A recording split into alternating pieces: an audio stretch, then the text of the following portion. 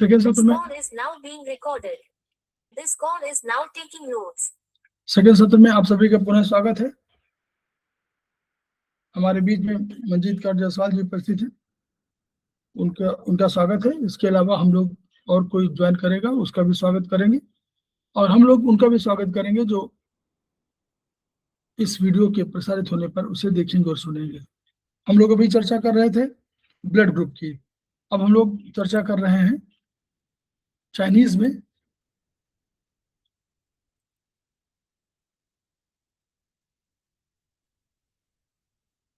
Alarm points की चर्चा हम लोग करेंगे।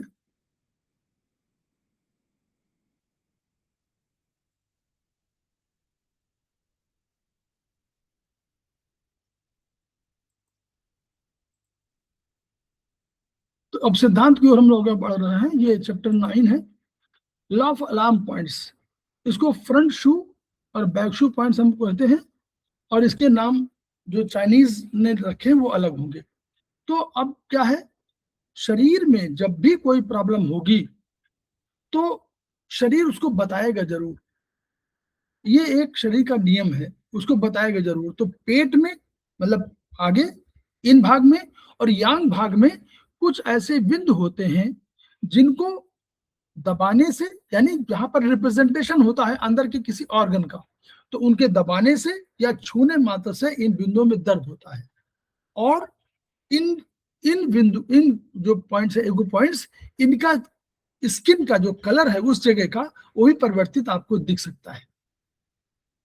इन बिंदुओं को ही चाइनीज ने खोज किया कि अलार्म पॉइंट्स, यानी अलार्म की तरह आपको बताते हैं कि भाई कोई प्रॉब्लम अंदर के ऑर्गन में आ रही है। ये तभी होता है जब शरीर के अंदर उस ऑर्गन में कोई बीमारी हो या कोई खराबी हो, कोई इम्बैलेंस हो।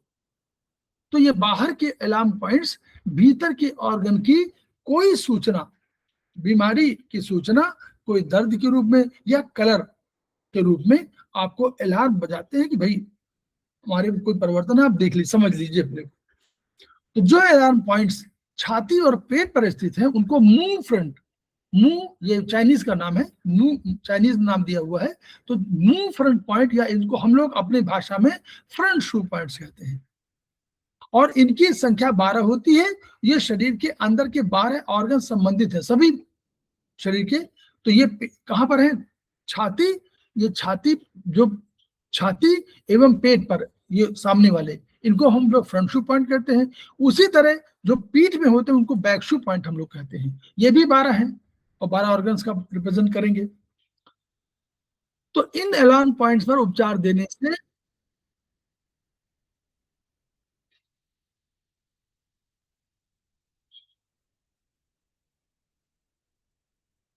हमारे बीच में प्रतिभा राय मैडम उपस्थित हो गई हैं, समवाई फाउंडेशन की प्रमोटर हैं और हमारी अगले क्लास की फैकल्टी हैं। प्रणाम सर।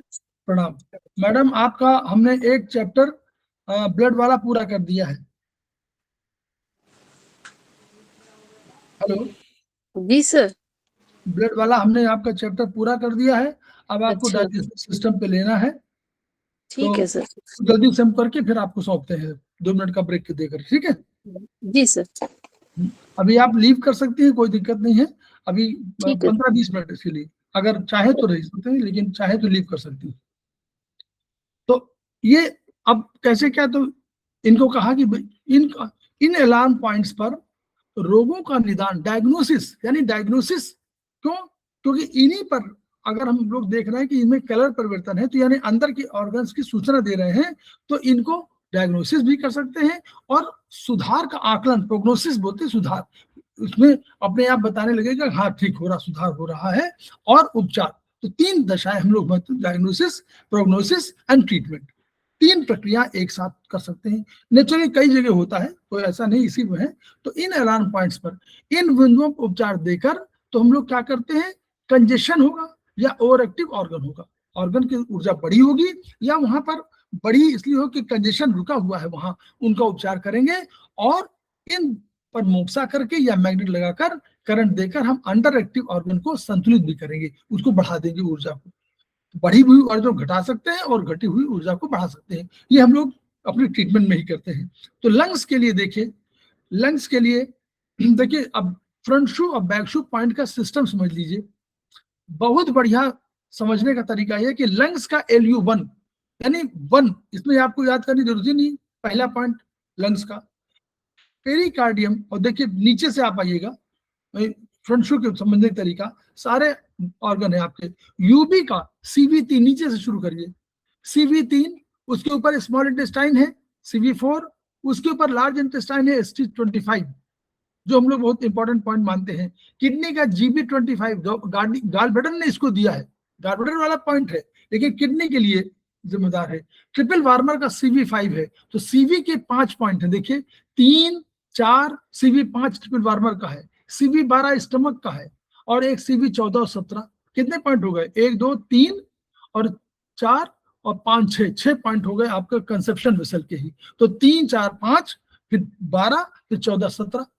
तो ये हम लोगों को मालूम होगा, पेरिकार्डियम का 17, हार्ट का 14, और ये CV12 स्टमक का, और ST25 वो CV3 और CV4 जो है स्मॉल इंटेस्टाइन का होगा, और CV5 ट्रिपल वार्मर का।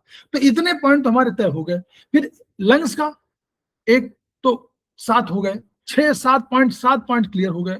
अब देखिए लीवर और गाल ब्लैडर में, लीवर का अपना 14 पॉइंट और गाल ब्लैडर का अपना 24वां पॉइंट, और स्प्लीन का लीवर ने दे दिया 13 नंबर का पॉइंट। स्प्लीन को लीवर ने दे दिया, तो लीवर 13 अपने लिए रखा लेकिन लीवर ने, और लीवर ने 13 नंबर स्प्लीन को दे दिया। तो यानी 3 पॉइंट, और जीबी में कोई दिक्कत नहीं है। किडनी में GB25, गाल ब्लैडर ने 2, गाल ब्लैडर का अपना पॉइंट है, और गाल ब्लैडर ने अब से अपना ही पॉइंट, एक 25 नंबर का पॉइंट किडनी को दे दिया। तो इस तरह हमको समझने में बहुत आसानी हो जाएगी। तो ये तो पॉइंट क्लियर हो गए, ऐसे 12 पॉइंट का हो गया। इधर बैकशू पॉइंट में देखिए, ऊपर से शुरू करिए, पहले लंग्स आता है, फिर पेरिकार्डियम, फिर हार्ट। पेरिकार्डियम कवरिंग है तो पहले आएगा, तो ये 13, 14, 15, फिर 16, 17 छोड़ दीजिए, 18, 19, देखिए 18, 19 लीवर और गाल ब्लैडर, पहले लीवर फिर जीबी, फिर 20, 21, 22, 23, यहां तक कोई कंटिन्यूअस लगातार 18, 19, 20, 21, 22, 23।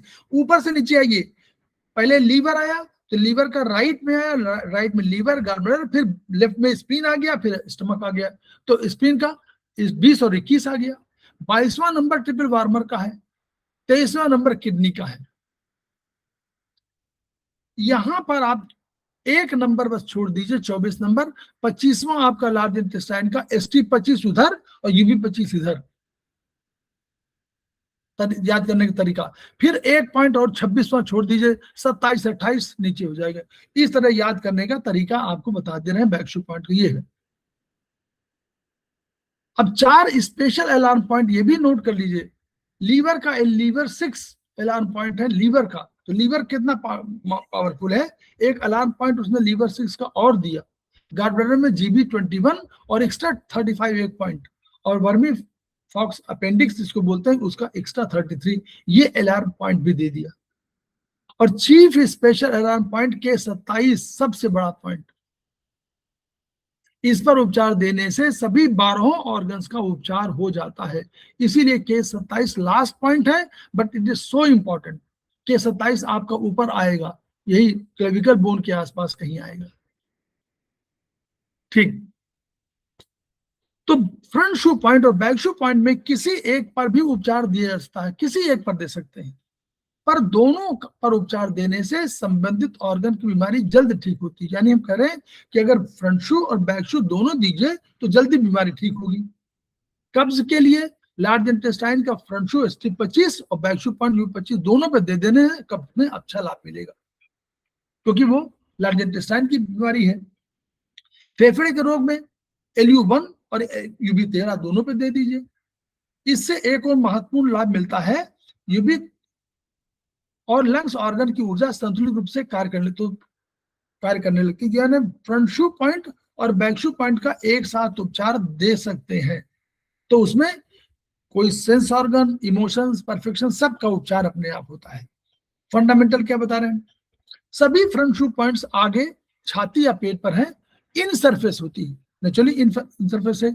इन बिंदुओं पर इन रोगों का उपचार ज्यादा प्रभावी होता है, जैसे सर्दी हो गई, डिप्रेशन, कमजोरी, ये आपका इन रोग है। सर्दी लग गई, डिप्रेशन हो गया, वो भी ऊर्जा कमी है, कमजोरी ऊर्जा कमी है, तो ये इन रोगों को उपचार है। The illness of the young act on the yin, that is why the points of alarm are all in the yin, the front of the abdomen and chest are yin, that is why the points of alarm are there. ये बोला। तो यानी दूसरा, स्वाभाविक इन रोगों में मुंह front point पर छूने मात्र से बहुत दर्द होता है। जैसे हृदय रोग बताया उन्होंने कि उसका अलार्म पॉइंट CV14 है, स्टर्नम से 1 इंच नीचे है, अगर दबाएंगे तो बहुत दर्द होगा, तो अंदर की बीमारी डायग्नोसिस हो जाएगी। कभी कभी अलार्म पॉइंट बिना दबाए दर्द करता रहता है, इसका मतलब ऑर्गन बीमारी बढ़ी हुई है। साधारण अलार्म पॉइंट को पॉइंट ऑफ टोनिफिकेशन माना जाता है। कैसे? यदि अंदर ऑर्गन में अलार्म पॉइंट को, यदि अंदर ऑर्गन में ऊर्जा कम है तो वो डिफिशिएंट है, तो अलार्म पॉइंट पर उपचार देने से ऑर्गन की और मेरिडियन दोनों का टोनिफिकेशन हो जाता है। तो ये अलार्म पॉइंट का कंसेप्ट है। लेकिन अलार्म पॉइंट का उपयोग ऑर्गन के सिडेशन के लिए भी किया जा सकता है। ऐसे में उपचार केवल कुछ सेकंडों के लिए दिया जाना चाहिए। जैसे ऊपरी पेट में दर्द है और नौजिया है, उल्टी का भाव है, तो स्टमक के अलार्म पॉइंट CV12 पर दर्द मिलेगा। इस बिंदु पर कुछ सेकंड उपचार से लाभ मिल जाएगा। तो यानी सिडेशन कम दे सकते हैं, लेकिन दे सकते हैं। बैकशू पॉइंट को एसोसिएट पॉइंट्स भी कहते हैं। फंडामेंटल क्या है इनका? Classically the back shu points are points of tradition, ये क्लासिकली कहा जाता था, लेकिन ऐसी मान्यता अब नहीं है। These points have a calming effect and hence are used in young diseases such as over excitement fever। यानी अगर ऊर्जा बढ़ी है तब तो सेडेशन आप दीजिए, बढ़िया बात है, लेकिन अगर ऊर्जा वास्तव में घटी हुई तो पॉइंट टोनिफिकेशन करना पड़ेगा। Practically it has been noticed that back shu points are equally good for tonification. क्यों? क्योंकि वर्चुअली ये फ्रंट वाला तो आपका किसके लिए होगा? स्ट्रक्चर के लिए, और बैक वाला होगा फंक्शन के लिए। यांग है तो अगर फंक्शन कहीं गड़बड़ हो गया है तो आप उसको टोन करिए, तो टोनिफिकेशन से काम बनेगा। लेकिन अगर हाँ वो एक्साइटमेंट है, वहां ऊर्जा बढ़ी है, तो आप बैकशू पॉइंट को भी सिडेट कर सकते हैं। अब देखिए उन्होंने उत्तर बताया एक और, कि पीठ में स्पाइन के मनके हैं। तो उन्होंने कहा कि जो हमारे वर्टिब्री है, तो डिस्क प्रोलैप्स की जैसे नॉर्मली होती है, तो उन्होंने कहा कि नॉर्मली क्या होता है, ये डिस्क प्रोलैप्स बाद में होती है। अगर डिसेंडिंग कोलन बीमारी है तो बड़ी जो बैकशू पॉइंट है UV25, इसमें बाईं ओर दर्द होगा। तो अगर उपचार आप समय पर नहीं हुआ तो धीरे धीरे आस पास की, ये रीजन बता रहे हैं कि आस पास की मांसपेशी खींचेगी और लंबर 4 वहीं पास में आ रहा है, तो लंबर 4 की वर्टिब्री बाईं तरफ खिसक जाएगी और सिर ब्रिस्क हो जाएगी। तो कह रहे हैं कि इससे नॉर्मली UV25 पर अगर आप उपचार दीजिए तो ये ठीक हो जाती है।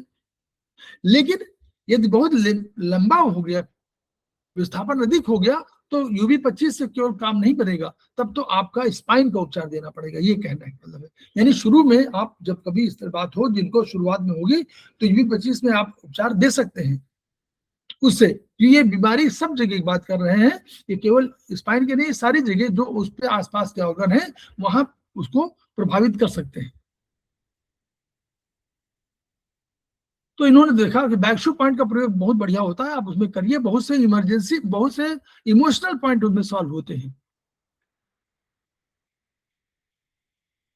हृदय के बैक, अगर मान लीजिए हृदय ओवर एक्टिव है, तो बैकशू पॉइंट पर उपचार देने से स्टेज फियर ठीक होता है। UV15 पर आप लोग उपचार बहुत देते हैं लोग, तो उससे बहुत चीजें ठीक होती हैं, और हम लोग कहते हैं दिस स्टैमरिंग या स्टेज फियर, ये सब ठीक होता है। कहते हैं front shu treat in of the organ, यानी shape, size, structure of the related organ, और back shu point yang of the organ, functioning of the related organ. Treat 6 young organs on 6 lower and 3 upper combination points। ये उनके एक अलग से उन्होंने दिया हुआ है। कैसे दिया देखिए, कहा कि स्टमक में इनको जब किसी यंग ऑर्गन में बीमारी आने पर, यंग ऑर्गन की बात कर रहे हैं, छाती और पेट में रोग आए, तो सबसे पहले 6 लोअर और 3 अपर कंबाइनिंग पॉइंट्स पर उपचार दीजिए, और उसके बाद सर और पीठ पर दीजिए। तो कह रहे हैं कि अगर लोग जैसे स्टमक में आए तो ST36 पर केवल गॉल ब्लैडर में जीबी 34 पर, यूबी पर यूबी 54 पर, लार्ज इंटेस्टाइन में एसटी 37 और एलआई 11 दोनों को देना चाहिए। ट्रिपल बार्बर में यूबी 53 और टीबी 10, टीडब्ल्यू 10 और स्मॉल इंटेस्टाइन में एसटी 39 और एसआई 8।